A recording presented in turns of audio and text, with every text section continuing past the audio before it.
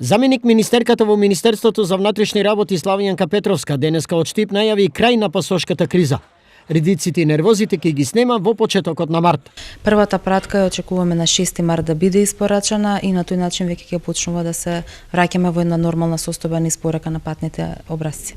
Во однос на сериозниот број, без малку 30 запалени возила во Штип за неполна година и пол, Петровска изјави: Беа соопштени можности, сомнежи за тоа кои се потенцијалните сторители на овие кривични дела и не би сакала да давам повеќе детали за да не им заштетам на колегите на истрагата, но тоа што ме информира, навистина сериозно работат на расчистување на овие случаи и се на добар пат. Со оглед на политичката тензија и предстојните избори, од полицијата се очекува доследно спроведување на ингеренциите.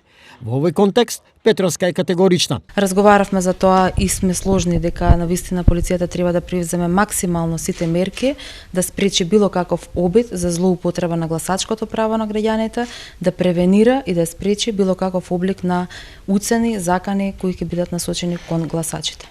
Нов момент е што Македонија веројатно повторно ќе се соочи со мигрантски бран од Турција, зашто Петровска вели дека полицијата ги има сите ресурси да одговори на ситуацијата.